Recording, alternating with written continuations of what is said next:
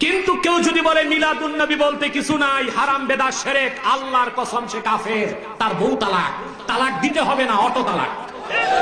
মুহাম্মদ আয়েশাকে নিয়ে কথা বলে তোমার প্রতিবাদ নাই, খানকায় বসে থাকো, আর রবিউল আউয়াল আসলে তোমার ইশকে রাসূল তুমি আটকে রাখতে পারবে না। আপনি যদি এতই দলিল খুঁজেন ভাই, মিলাদুন নবী দলিল দিয়ে হয় না, প্রেম দিয়ে হয়, হুব্বে রাসূল দিয়ে হয়। আপনি হাজার দলিল দিলেও কিছু মানুষ মানবে না। কুকুরের লাশ কখনো সোজা হয় না। কিন্তু যারা নবী প্রেমিক, তারা মাদ্রাসায় না পড়ুক, তারা হয় দিন মজুর হোক, তারা ভ্যান চালক হোক, মাঠের কৃষক হোক, আল্লাহর রাসূলকে যারা ভালোবাসে, তারা বিনা দলিলে নবীর মিলাদ পালন করে। এতই দলিল ঈদে মিলাদুন নবী যারা বেদাত বলবে তারা নাকি কাফের, তাদের বউ নাকি অটো তালাক হয়ে যাবে। মিলাদুন নবী উপলক্ষে কি কি আমল করতে পারি? এই যে বাংলাদেশের এক হুজুর আছেন আলখেল্লা পড়া আব্বাসী, হ্যাঁ, বলছে মিলাদুন নবী যে বলবে যে বেদাত, জাহেল কাকে বলে? জাহেলে মুরাক্কাব। আসসালামু আলাইকুম দর্শক, একদল আলেমেরা বলতেছে ঈদে মিলাদুন নবী পালন করা বিদআত, ঈদে মিলাদুন নবী পালন করা জায়েজ নেই। এদিকে সুন্নি আলেমেরা বলতেছে ঈদে মিলাদুন নবী পালন করা 100% জায়েজ, এবং সুন্নি আলেমেরা ঈদে মিলাদুন নবী পালন করার পক্ষে দলিলও দিলেন। দর্শক, বিস্তারিত তথ্য থাকছে পুরো ভিডিও জুড়ে, পুরো ভিডিওটি দেখলেই আপনারা সবকিছু বুঝতে পারবেন ইনশাআল্লাহ। দর্শক, আজকের ভিডিওতে আমরা উভয় দলের আলেমদের মতামত জানবো। এই আলেমদের মধ্য থেকে যে আলেমদের মতামত সহিহ কোরআন হাদিস এবং দলিল ভিত্তিক মনে হবে, সেটি আপনারা আপনাদের বিবেক দিয়ে গ্রহণ করবেন। দর্শক, চলুন বিস্তারিত আলেমদের মুখ থেকে শুনে আসি। ঈদে মিলাদুন নবী যারা বেদাত বলবে তারা নাকি কাফের, তাদের বউ নাকি অটো তালাক হয়ে যাবে। মিলাদুন নবী উপলক্ষে কি কি আমল করতে পারি? দুইটা বিষয়। ঈদে মিলাদুন নবী নিয়ে আমাদের দেশে দুই ধরনের প্রান্তিকতা আছে, কিছু বাড়াবাড়িও আছে, কিছু ছাড়াছাড়িও আছে। মনে রাখতে হবে ঈদ মিলাদুন নবী এটা শরীয়তের কোনো পরিভাষা না। আল্লাহ রাসূল সাল্লাল্লাহু আলাইহি ওয়াসাল্লামের পরিভাষায় মৌলিকভাবে দুটো ঈদের কথা আছে, রমজানের ঈদ এবং কুরবানির ঈদ। এছাড়া শাব্দিক অর্থের বিবেচনায় কিছু জিনিসকে ঈদ বলা হয়, যেমন শুক্রবার দিন সাপ্তাহিক ঈদ। কিন্তু এই সাপ্তাহিক ঈদ বলতে কেউ এটা বোঝে না যে ওই 2 নম্বর ঈদের বাইরে গিয়ে এটা মনে হয় 3 নম্বর ঈদ। একইভাবে আরাফার দিবস আরো বিভিন্ন ক্ষেত্রে ঈদ শব্দের ব্যবহার পাওয়া যায়। তাহলে শাব্দিক অর্থের বিবেচনায় কেউ যদি ঈদ মিলাদুন নবী শব্দ ব্যবহার করে, তাহলে এটাকে অস্বীকার করার সুযোগ থাকে না, কারণ সে বোঝাতে চায় যে নবীর আগমনের জন্য খুশি, এতটুকু। কিন্তু ঝামেলা হলো যে কোনো ক্ষেত্রে কোনো শব্দ ব্যবহার করলে যদি ভুল বোঝাবুঝির আশঙ্কা থাকে, সেই ক্ষেত্রে এমন শব্দ ব্যবহার করাই ভালো যেটাতে ভুল বোঝাবুঝি থাকে না। একান্ত কেউ যদি ঈদ মিলাদুন নবী শব্দ ব্যবহার করেও, মূলত ঈদ মিলাদুন নবী আপনি যদি ডিকশনারি খোলেন দেখবেন আর অনুবাদ হলো ক্রিসমাস ডে। ওই যে বড়দিন, যেটা 25 ডিসেম্বর, এই বড়দিনটাকে আরবিতে ঈদ মিলাদুন নবী বলা হতো আগ থেকে। পরবর্তীতে যারা আল্লাহ রসুলের জন্মবার্ষিকী পালন করে তারাও একই শব্দ বেছে নিয়েছে, ভেবেছে খ্রিস্টানদের নবীও নবী, আমাদের নবীও নবী, আমাদের নবী তো আরো বড় নবী, তাহলে ওরা যদি ঈদ মিলাদুন নবী বলতে পারে আমরা বলতে কি সমস্যা? এখানে মূল বিষয়টা ক্লিয়ার থাকা দরকার। কেউ যদি আল্লাহ রসুল সাল্লাল্লাহু আলাইহি ওয়াসাল্লামের এই যে জন্ম হয়েছে রবিউল আউয়াল মাসে, এ উপলক্ষে রবিউল আউয়াল মাসে কিছু আলোচনা সভার আয়োজন করে, অথবা হামদনাত অনুষ্ঠানের আয়োজন করে, অথবা আল্লাহ রসুল সাল্লাল্লাহু আলাইহি ওয়াসাল্লামকে স্মরণ করার জন্য কুইজ প্রতিযোগিতা, সিরাত পাঠ ইত্যাদির আয়োজন করে, নিষেধ করার কোনো সুযোগ নেই, কোনো সুযোগ নেই। এখন কেউ যদি বলে সাহাবীরা কি করেছেন, তাবেঈরা করেছেন, তাবেঈরা করেছেন, আপনারা কিভাবে করেন? কোনো কিছু নতুন হলেই বেদাত হয়ে যায় না, বরং নতুন জিনিস তখন বেদাত হয় যখন সেটা ইসলামের মূলনীতির সঙ্গে সাংঘর্ষিক হয়ে যায়। সাহাবীরা ওয়াজ মাহফিল করে নাই, আপনারা কেন করেন? সাহাবীরা খানকা খোলেন নাই, আপনারা কেন খোলেন? সাহাবীরা তাবলীগে চিল্লা লাগান নাই, আপনারা কেন লাগান? এমনকি প্রতিটা মসজিদে মসজিদে বাংলাদেশে নামাজের পরে দোয়া হয়, তাই না? নামাজের পরে দোয়া কোন সাহাবী করতেন? আল্লাহ রসুল কবে করেছিলেন? তাবেঈরা কবে করতেন? অথচ এটা তো নিয়মিত হয়। এমনকি পীর সাহেবরা যে ইল্লাল্লাহ ইল্লাল্লাহ জিকির করে, আমি ওই মাসালায় যাচ্ছি না কোনটার কি হুকুম, মাসালা রাখেন, করে তো মানুষ ইল্লাল্লাহ জিকির করে, পাসানফাস জিকির করে, এগুলো সাহাবীরা করেছিলেন। তো আপনি করলে বেদাত হবে না, কিন্তু আরেকজন আল্লাহ রসুলের জন্ম উপলক্ষে আলোচনা সভার আয়োজন করলেও বেদাত হবে। জিনিসটা আসলে হাস্যকর। মনে রাখতে হবে ঈদ মিলাদুন নবী পালন করার জিনিস না, কিন্তু আল্লাহ রসুলের জন্মের মাসে তাকে নিয়ে আলোচনা করা, তাকে নিয়ে নাটের অনুষ্ঠান করা, তাকে নিয়ে সিরাত পাঠের ব্যবস্থা করা, এগুলো নিষিদ্ধ না। তো সীমার ভেতরে থেকে ইসলামের মূলনীতির সঙ্গে সাংঘর্ষিকতা না ঘটিয়ে কেউ যদি আল্লাহ রসুলের জন্মের মাসে, হিজরতের মাসে, ওফাতের মাসে তাকে স্মরণ করার কোনো ব্যবস্থা করে, এতে নিষেধাজ্ঞার কারণ নেই। সাহাবীরা আলাদা করে রবিউল আউয়ালে এজন্য করতেন না, কারণ তারা সারা বছরই করতেন। তো যারা সারা বছরই করে তাদের ভিন্ন কোনো উপলক্ষ লাগে না, কিন্তু যারা সারা বছর করে না অন্তত একটা মাস উপলক্ষে একটা বই পড়ো, একটা মাস উপলক্ষে একটু নবীরা জানার চেষ্টা করো। নাইমামার চাইতে কানামামা তো অন্তত ভালো, তো সীমার ভেতরে থাকলে সমস্যা না। কিন্তু বাংলাদেশে অনেক সময় দেখা যায় ঈদ ও মিলাদুন নবী উপলক্ষে হাজির নাজিরের আকিদা নিয়ে আরো বিভিন্ন রকম র্যালি ট্যালি করে সেখানে নবীর শানে বিভিন্ন ধরনের কথা বলে। আমি এক র্যালিতে দেখলাম বলে ওয়েলকাম ওয়েলকাম ইয়া রাসূলুল্লাহ। মানে এই জাতীয় স্লোগান নবীর সাথে আসলে কতটুকু যায়, কতটুকু ভদ্রতার পরিচয়, এগুলোও তো একটু চিন্তা করার বিষয়। আর ঈদ ও মিলাদুন নবী উপলক্ষে কোনো আমল নাই। মাস্টার যেটা জিজ্ঞেস করেছেন কোনো আমল আছে কিনা, কোনো আমল নাই। নবীর জন্মদিন উপলক্ষে কেউ যদি আমল করতে চায় তাহলে সোমবার দিন রোজা রাখবেন সারা বছর, খালি রবিউল আউয়ালে সোমবার না, প্রত্যেক সোমবার রোজা রাখেন, এটা আল্লাহ রাসূল সাল্লাল্লাহু আলাইহি ওয়াসাল্লামের অনুসরণ হবে। কিন্তু 12 রবিউল আউয়াল যতই জিলাপি খান আল্লাহ রাসূলের অনুসরণ হবে না। একইভাবে এই দিন যদি বিশেষভাবে রোজার জন্য নির্দিষ্ট করেন তাও আল্লাহ রাসূলের অনুসরণ হবে না, কারণ আল্লাহ নবী 12 তারিখকে রোজার জন্য নির্দিষ্ট করেন নাই। আশা করি ঈদ ও মিলাদুন নবীর বিষয়টা ক্লিয়ার। উমরি কাজা নামাজ কখনো কিভাবে পড়তে হবে, আর ছেলে মেয়েদের নামাজ কত বছর বয়সে ফরজ হয়? উমরি কাজা মানে হলো ওমর মানে জীবন, উমরি কাজা মানে জীবনভর যত কাজা নামাজ জমেছে এগুলো আদায় করা। আমাদের দেশে সালাফি ভাইয়েরা একটা মত প্রচার করে যে যারা নামাজ ত্যাগ করে, নামাজ পড়ে না, এরা হলো কাফের। এবং এই পক্ষে একটা হাদিস দেখায়, আল্লাহ রাসূলের হাদিস, মান তারাকা সালাতা মুতাআম্মিদান ফাকাদ কাফারা। যার অর্থ হলো যে ব্যক্তি ইচ্ছাকৃত নামাজ ছেড়ে দিল সে কুফরি করলো। হাদিসটা সহিহ, কোনো সন্দেহ নেই। কিন্তু এই হাদিস যেমন সহিহ, আজকে জুম্মার বয়ানে আমরা একটা হাদিস শুনিয়েছিলাম, যে ব্যক্তি তার মুসলমান ভাইয়ের সঙ্গে 3 দিনের বেশি সম্পর্ক ছিন্ন করে রাখে সে কুফরি কাজ করলো, ওই হাদিসও তো সহিহ। কিন্তু এই ফতোয়া তো কেউ দেয় না যে 3 দিনের বেশি রাগ করে থাকলে, সম্পর্ক ছিন্ন করে থাকলে আসলেই সে কাফের হয়ে যাবে। বরং বোঝে কাজটা কুফরি কাজ বা কাফেরদের মতো কাজ করা উচিত না, কিন্তু কেউ যদি করে, কাজ ভালো করে নাই কিন্তু তাই বলে তার বেঈমান বলা যাবে না, কাফের বলা যাবে না, মুরতাদ বলা যাবে না, সে মুসলমান। মিলাদুন নবী না করলে কি নবীর অবমাননা করা হয় বা নবীকে অসম্মান করা হয়, নবীর সাথে বেয়াদবি করা হয়, নাকি নবী আলাইহিস সালামের আনুগত্যকে অক্ষরে অক্ষরে মানতে গিয়ে করা হয় না? এখন আমি মিলাদুন নবী উদযাপন করি, বলি, করি, এটাকে ভালো মনে করি। এখন এইটা একটা আমার কাছে ক্রাইটেরিয়া। আমি এটা দিয়ে বললাম মিলাদুন নবী করেন, আপনি করেন না, নবীর দুশমন। নবী করিম সাল্লাল্লাহু আলাইহি সাল্লামের জন্মের দিন যদি পালন করতে আপনার মনে চায়, সেটা বছরে একদিন না, সেটা প্রত্যেক সপ্তাহে একদিন। কি বারে? সোমবারে। 93 বছরের একটা বছরও এমন পাওয়া যায় না যে বছরে একবার নবীজির জন্মদিবস তিনি নিজে অথবা তার কোনো খলিফা, কোনো সাহাবী পালন করেছেন। ভাইরা আমার, রবিউল আউয়াল হিজরি বর্ষের যে মাসগুলো আছে তার মধ্যে একটা মাস, এবং হিজরি বর্ষের 3য় মাস এটি। রবিউল আউয়ালের এই মাসটি নবী করিম সাল্লাল্লাহু আলাইহি সাল্লামের ওয়াফাতের মাস এবং অনেক ইতিহাসবিদদের মতে ভেলাদতের জন্ম লাভেরও মাস। যদি নবী আলাইহিস সালামের জন্মের তারিখ, অ্যাকচুয়াল টাইম, মাস, এটা নিয়ে অনেক মতপার্থক্য আছে। এখন কেউ বলতে পারেন মতপার্থক্য কেন আছে? কেন আছে তার কারণ হলো, সে যুগে মানুষ জন্মের তারিখ সংরক্ষণের ব্যাপারে এখন আমরা যতটা সিরিয়াস, বা আমরা যত জন্ম হলে সাথে সাথে তারিখ নোট করে ফেলি, তখনকার মানুষের মধ্যে এটার এত গুরুত্ব ছিল না। ওই সময় তো অনেক পরের কথা, 1450 বছর। এখন থেকে 50 বছর, 100 বছর আগেও যদি আমরা চলে যাই, 100 বছর যাওয়া লাগবে না, 20-30 বছর আগেও যদি চলে যাই, অনেকের দেখবেন যে আমাদের জন্মের তারিখে ঠিক নেই, মা বাপ খেয়াল করেন নাই। বাট এখন মানুষ অনেক এলাকা, গ্রামেও একদম তারিখ লিখে রাখে, কারণ জন্ম নিবন্ধন তো করতে হয়। তো আগে যত পিছনে যাবেন এটার তত গুরুত্ব ছিল না। নবী করিম সাল্লাল্লাহু আলাইহি ওয়াসাল্লামের ব্যাপারটা হলো, তিনি যখন জন্মগ্রহণ করেছেন তখন আল্লাহর কিতাবে, আল্লাহর এলেমে তিনি নবী ছিলেন। আপনি যদি বলেন 12 রবিউল আউয়াল সর্বকালের সেরা ঈদ, তাহলে এই কথা বলার দ্বারা আপনি প্রথম অপবাদ দিয়েছেন নবী করিম সাল্লাল্লাহু আলাইহি ওয়াসাল্লামের উপর। কেমন অপবাদ? ইমাম তাবারানী হাদিস এনেছেন, মা বাকিয়া শাইউন ইউকাররিবু ইলাল জান্নাহ ওয়া ইউবাঈদ মিনান নার ইল্লা কাদ বুইনা লাকুম। নবী করিম সাল্লাল্লাহু আলাইহি ওয়াসাল্লাম বলেন, যে আমল তোমাকে জান্নাতের নিকটবর্তী নিয়ে যাবে আর তোমাকে জাহান্নাম থেকে দূরে নিয়ে যাবে, সব আমি বলে দিয়েছি। নবী বলেন, আমি সব বলে দিয়েছি। প্রশ্ন হলো, নবী বললেন সব বলে দিয়েছি, তাহলে আপনি যেই দিনকে সর্বকালের সেরা ঈদ বলতেছেন, এই দিন সম্পর্কে নবী আমাদেরকে তাহলে বলে যান নাই? শিয়াদের আকীদা হলো তাদের ইমাম কুরআন শরীফ মোট 33 পারা, বুঝেন?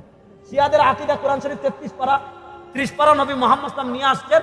আর কিয়ামতের আগে যখন উম্মাহ ফিতনায় পড়বে, তাদের কোন ইমাম পাহাড়ের কোন গুহায় আসেন, ওই ইমাম আরো 3 পারা নিয়ে আসবেন।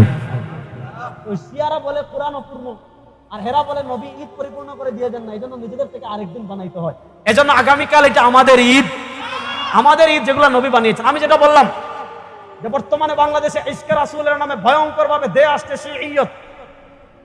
বর্তমান বাংলাদেশে আমাদের দিকে ভয়ঙ্কর ভাবে দেয়া আসছে শিইয়ত। ভাইয়া বসো তোমরা। চট্টগ্রামের এক বড় বড় বিশাল দরবার আছে, যেই দরবারগুলো এখন শিয়াদের আখড়ায় পরিণত হয়েছে, সেই দরবারগুলোর কাজ কি? মুহররম মাস আসলে অথবা যখন কোনো আলোচনা করবে ইশকে রাসূলের আলোচনার নামে, আহলে বাইতের মহব্বতের নামে, তাদের আর কোনো ডিউটি নাই, তাদের আর কোনো কাজ নাই। আহলে বাইতের মহব্বতের নামে দিনে রাতে সন্ধ্যায় বিকালে সব সময় হযরতে আমিরে মুআবিয়া রাদিয়াল্লাহু তাআলা আনহুকে গালিগালাজ করে।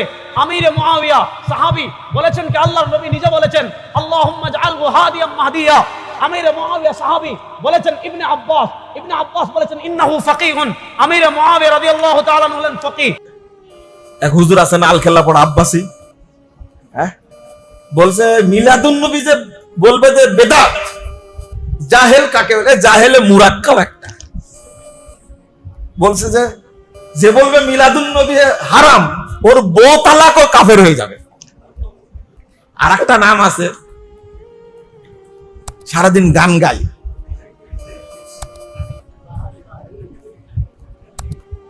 নাম আপনারা উচ্চারণ করলেন, যান কুলি করে আসেন তাহলে।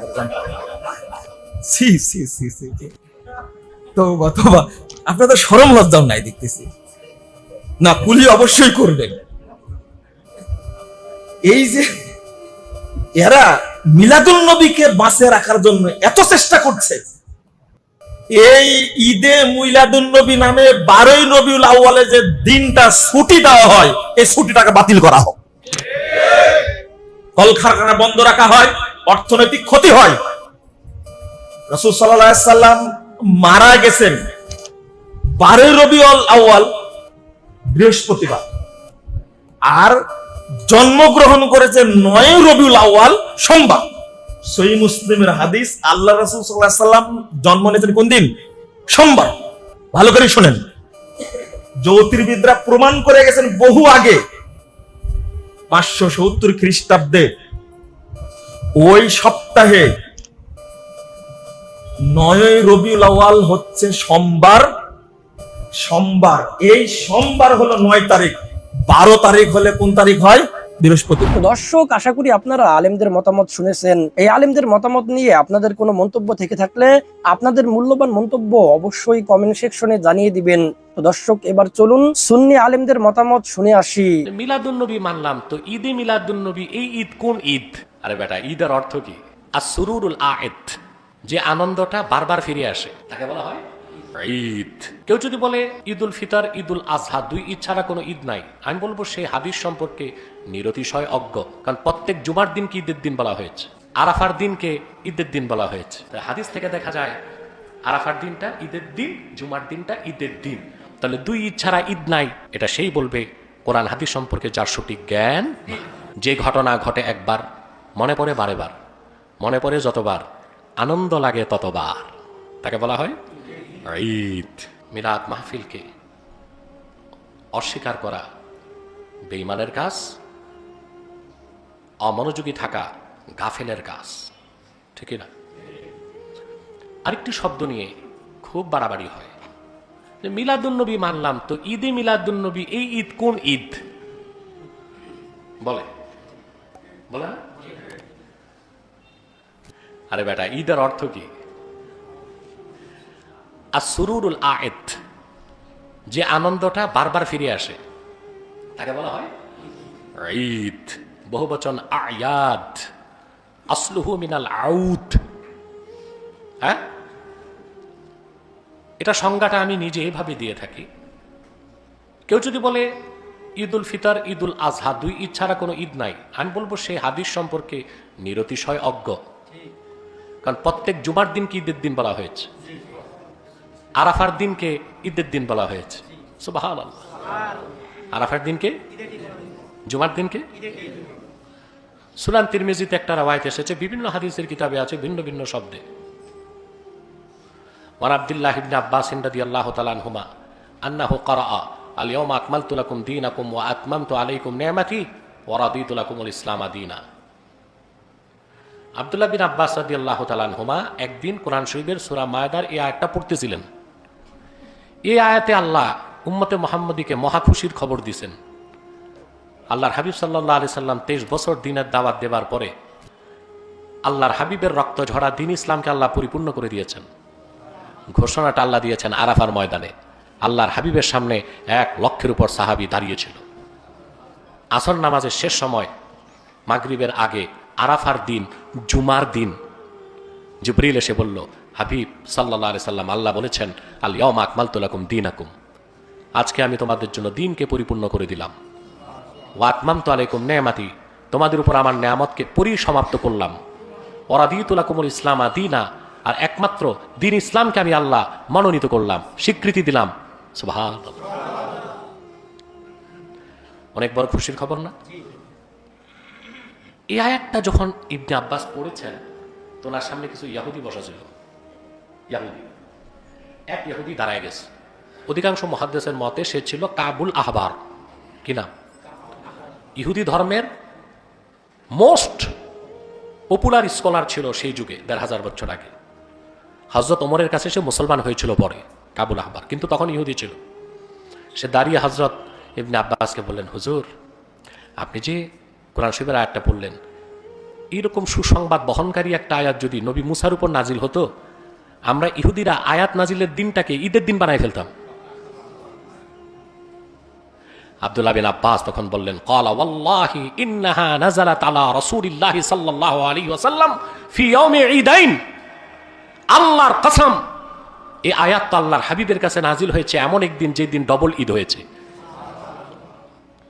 ইয়াউমি আরাফাতা ওয়া ইয়াউমি জুমআ, দিনটা ছিল আরাফার দিন, দিনটা ছিল জুমার দিন। তাই হাদিস থেকে দেখা যায় আরাফার দিনটা ঈদের দিন, জুমার দিনটা ঈদের দিন। তাহলে দুই ঈদ ছাড়া ঈদ নাই। এটা সেই বলবে কোরআন হাদিস সম্পর্কে যার সঠিক জ্ঞান। পারিভাষিক অর্থে, ইসতিলাহি অর্থে ঈদ দুইটা, ঈদুল ফিত্র, ঈদুল আজহা, কিন্তু শরীয়তে অনেক দিনকেই শাব্দিক অর্থে ঈদের দিন বলা হয়েছে। কথা বুঝতে পারছেন? ঈদ অর্থ আসরুরুল আয়েদ, যে আনন্দটা বারবার আসে।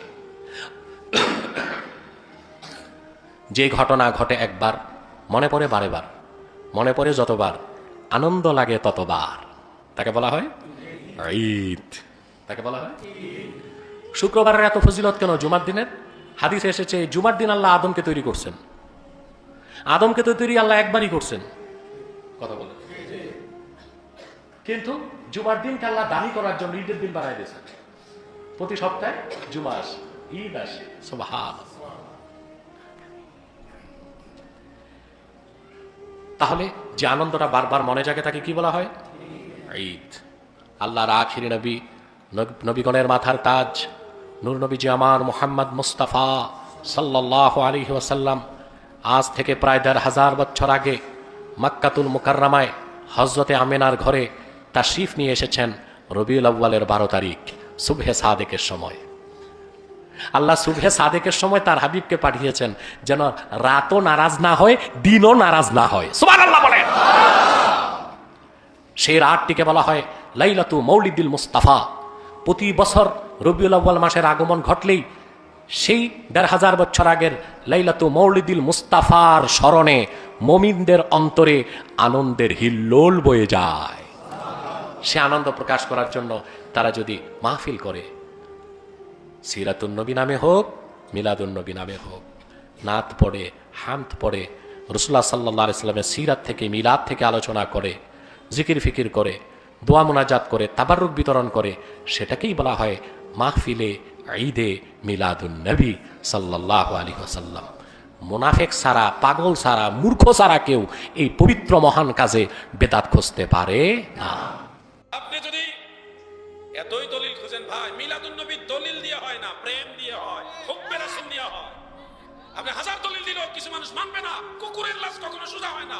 কিন্তু যারা নবী প্রেমিক, তারা মাদ্রাসায় না পড়ুক, তারা হয় দিন মজুর হোক, তারা ফ্যান চালক হোক, মাঠের কৃষক হোক, আল্লাহর রাসূলকে তারা ভালোবাসে, তারা বিনা দলিলে নবীর মিলাদ পালন করে। এতই দলিল খুঁজেন ভাই, মিলাদুন নবী দলিল দিয়ে হয় না, প্রেম দিয়ে হয়, হুব্বে রাসূল দিয়ে হয়। আপনি 1000 দলিল দিলেও কিছু মানুষ মানবে না। কুকুরের লাশ কখনো সোজা হয় না। কিন্তু যারা নবী প্রেমিক, তারা মাদ্রাসায় না পড়ুক, তারা হয় দিন মজুর হোক, তারা ফ্যান চালক হোক, মাঠের কৃষক হোক, আল্লাহর রাসূলকে তারা ভালোবাসে, তারা বিনা দলিলে নবীর মিলাদ পালন করে। শুনুন ভাই, মিলাদুন নবী ইসলাম জাহের হওয়ার পরে বিভিন্ন আঙ্গিকে সাহাবায়ে কেরাম করেছেন। আমি ওটা বুঝাচ্ছি। তবে নবীজি যখন পৃথিবীতে আসেন, ওই সময় ইসলাম ধর্ম ছিল না। তৎকালীন কোনো মুসলমান ছিল না, মিলাদুন নবী পালন করার মতো ব্যক্তি ছিল না, কিন্তু আমার আল্লাহ তারপরেও মিলাদুন নবী পালন করেছে। মাদারুন নবুয়তের মধ্যে শেখ আব্দুল হক মুহাদ্দিস দেহলভী রাহমাতুল্লাহ আলাইহি উল্লেখ করেন, দয়াল নবীজি যেদিন এই ধরাধামে আগমন করেন মিলাদুন নবীর সময়টায়, তখন আমার আল্লাহ 70,000 ফেরেশতা ঝাঁকে ঝাঁকে পাঠিয়ে লাইনে লাইনে দাঁড়া করাইয়া নবীর আগমনের আনন্দে সালাতু সালাম পাঠ করাইছে, জশ্নে জুলুস করাইছে। মারহাবা ইয়া রাসূলুল্লাহ, মারহাবা মারহাবা ইয়া হাবিবাল্লাহ, মারহাবা। এটা করানোর উদ্দেশ্য হলো নবীজির আগমনের সময়টা আনন্দ প্রকাশের সময়। যেহেতু মুসলমান ছিল না, সেহেতু আল্লাহ ফেরেশতা দিয়া করাইছে। কাবা ঘরের ছাদে একটা পতাকা উড়াইছে এবং পৃথিবীর পশ্চিম প্রান্তে, পূর্ব প্রান্তে 3 জায়গায় 3টা পতাকা আল্লাহ নিজে ফেরেশতা দিয়া উড়াইছে যেদিন নবীজি দুনিয়াতে আসেন। মাদানী জীবন ছিল নবীজির 10 বছর। আপনারা জানেন ওই সময়টা বিভিন্ন যুদ্ধে নবীজি কেটেছে। 27টা যুদ্ধে নবীজি নিজে অংশগ্রহণ করেছে। 10 বছরে 90টার উপরে যুদ্ধ হয়েছে। কয়টা? কথা বলেন না, কয়টা? মাদানী জীবনে 10 বছরের মধ্যে এই 10 বছরে 90টির উপরে যুদ্ধ হয়েছে কাফেরের সাথে। এর মধ্যে 27টা যুদ্ধের মধ্যে আল্লাহ রাসূল নিজে অংশগ্রহণ করেছে। আর আপনি খুঁজতেছেন মিলাদুন নবী পালন করছে কেনা? বলো কোথাকা খাই বেশি বুঝে কম। এখন আমি যেটা বুঝাতে চাচ্ছি, মিলাদুন নবীর যে মূল নির্যাস, হাফেজ ইবনে হাজার আসকালানী এবং ইমাম জালালউদ্দিন সুয়ুতী, তিনারা দুইজন বলেছেন আল হাবিলিল ফাতওয়া, তাফসিরে রুহুল বায়ান, সিরাতে হালাবিয়া, সুবুলুল হুদা ওয়ার রাশাদ, এই কিতাবগুলির মধ্যে উল্লেখ কাদ ইস্তিখরাজা লাহু আল হাফিজ ইবনে হাজার আসলান মিনাস সুন্নাহ ওয়া কাযাল হাফিজ সুয়ুতী কুদ্দিসা সিররুহু। রাসূলের সুন্নাহ থেকে মিলাদুন নবীর ভিত্তি বের করেছেন ইমাম ইবনে হাজার আসকালানী এবং ইমাম জালালউদ্দিন সুয়ুতী। অতএব এখানে বিষয়টা ক্লিয়ার যে সাহাবায়ে কেরামের যুগে মিলাদুন নবীর মূল ভিত্তি বা আসলটা ছিল, আনুষ্ঠানিকতাটা ওই সময় করা হয়নি। আমরা মিলাদুন নবীতে কি করি? ইমাম সুয়ুতী আল হাবিলিল ফাতওয়া হুসনুল মাকসাদের মধ্যে স্পষ্ট করে ব্যাখ্যা করেছেন। আমরা নবীজির শানে মিলাদ সম্পর্কিত, দুরূদ সম্পর্কিত আয়াত পড়ি। ইন্না রাহমাতাল্লাহি কারীবুম মিনাল মুহসিনিন ওয়া মা আরসালনাকা ইল্লা রাহমাতাল লিল আলামিন মা কানা মুহাম্মাদুন আবা আহাদিম মির রিজালিকুম, এটা পড়ি। লাকাদ জাআকুম রাসূলুম মিন আনফুসিকুম, এটা পড়ি। যে আয়াতগুলির মধ্যে নবীজির মিলাদের ইঙ্গিত রয়েছে, ওই আয়াতগুলি আমরা পাঠ করি। মজলিস একটু ভালো হলে আমরা কিছু হাদিস বয়ান করি, যেই হাদিসগুলির মধ্যে নবীজির মিলাদের কথা আছে। বারবার নবীর দুরূদ পড়ি, নবীকে সালাম দেই, সর্বশেষ আমরা দোয়া করি, এরপর এটা মানুষকে খাবার দেই, তাবারক দেয়। এই বিষয়টাকে বলা হয় মিলাদুন নবী। এই মিলাদুন নবীর এই যে কাইফিয়াতটা, এই যে নমুনাটা, এটাকে হাফেজ জালালউদ্দিন সুয়ুতী স্পষ্ট করে লিখেছেন যে ইউস্তাহাব্বু লানা ইজহারুশ শুকরি বিমাউলিদিন নবী সাল্লাল্লাহু আলাইহি সাল্লাম। আল্লাহর হাবিবের মিলাদের মাধ্যমে, মিলাদুন নবীর মাহফিলের মাধ্যমে আল্লাহর শুকরিয়া আদায় করা ইউস্তাহাব্বু লানা, মুসলমানের জন্য এটা মুস্তাহাব, জায়েজ জায়েজ জায়েজ। ওনারা নিজেরা গায়ের জোরে ফতোয়া দেয়নি, সুন্নাহ থেকে আসল বের করে তারপরে মুস্তাহাব ফতোয়া দিয়েছে। যেই জিনিসের আসল ভিত্তি কোরআন সুন্নাহর মধ্যে থাকে, ওটাকে বিদআতে শরঈ বলা যাবে না, নাজায়েজ বলা যাবে না। এটা মুস্তাহাব, স্বীকৃত একটা মুস্তাহাব। সাহাবায়ে কেরাম করেছেন মিলাদুন নবী, সাহাবায়ে কেরাম করেছেন। একটা হাদিস শুধু বলি, অনেকগুলি হাদিস আমার বইটার মধ্যে আছে, দেখে নেবেন।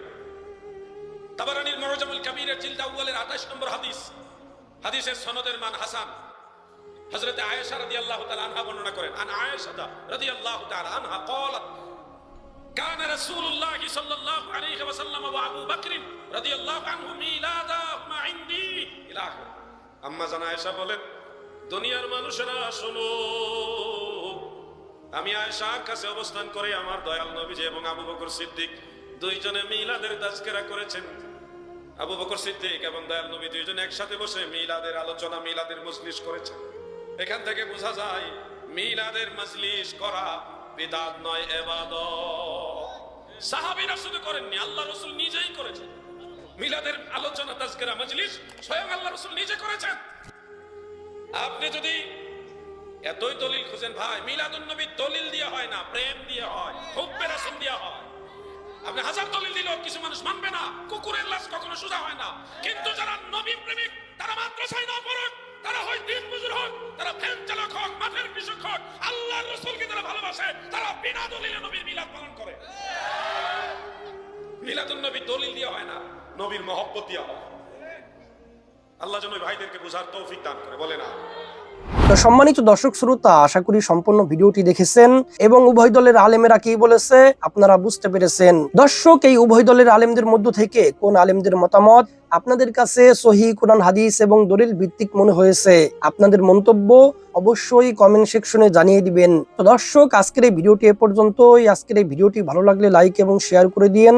আর হ্যাঁ, নিত্য নতুন ইসলামিক ভিডিও পেতে চ্যানেলটি সাবস্ক্রাইব করতে ভুলবেন না। দেখা হবে নতুন ভিডিওতে, ততক্ষণ ভালো থাকুন, সুস্থ থাকুন, এই দোয়া রইল।